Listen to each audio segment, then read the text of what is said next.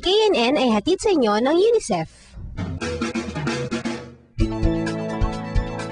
Kasama natin si Winnie, isang KNN reporter / unofficial tour guide natin dito sa Baguio. So ano, saan ang ating unang destinasyon? Doon tayo sa Burnham Lake. Let's!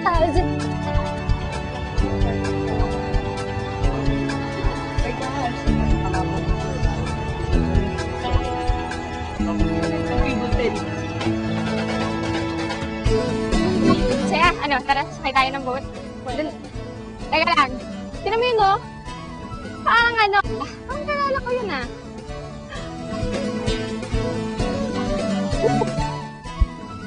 Sarap naman ka. Yes. Kaya mo, Adam, kanina ako namamasyal, no? Hindi naman masyado. Kanina nag-bike lang naman ako, tapos konting skating, tapos nag-boating na rin. Yun lang naman. Paano mo naman nalaman na dito ako pupunta yung show mo? Alam ko ata na itong Heart of the City. Kaya maganda ipakilala dito ang una nating segment tungkol sa Toast Salad Festival.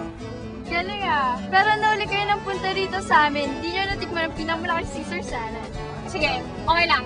Kasi dahil naman ang iba dyan yun ang iiwan, eh, manilibre siya ng salad, kaya anong problema? Diba? Sinaswerte. Alam mo, kanina nung lumalapit, napulong mo na sa akin eh. Sabi mo, Sino ba ito gagawin? bakit mo iiwan? Ay nako, habang nagkaway itong aso't pusa kung sino man libre, panoorin muna natin ang Toast Salad Festival mula sa Baguio Bureau. Ako yata production assistant yan.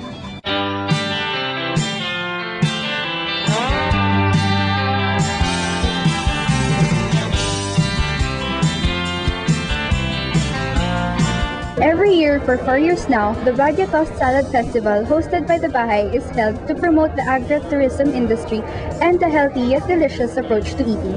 Conceptualize it para ang mga tao dito sa Philippines will be conscious health-wise. Because in-introduce natin is healthy food, okay? And plus, we're trying to help our farmers here in the Cordilleras by promoting their vegetables and not imported ones. Because of course, we have to buy what is ours.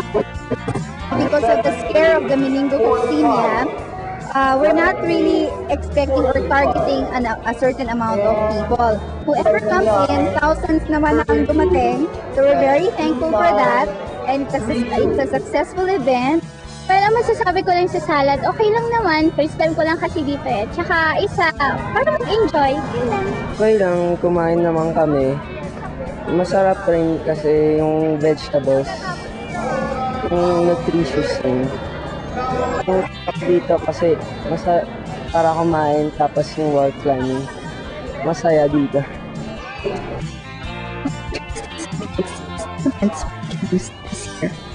Every year, basta Toast Salad Festival, we always introduce new events, culinary competitions, housekeeping competitions, at HRM. And then this year, ang bago namin, Race to the Toast Salad, is like an extreme race. Also, the Barangay Potato Salad Making Contest to introduce naman yung ating root crop. Yun ang bago. To note that more than 6,000 people came to the festival. This event has truly brought the community together, and the best thing is, it's all for a good cause.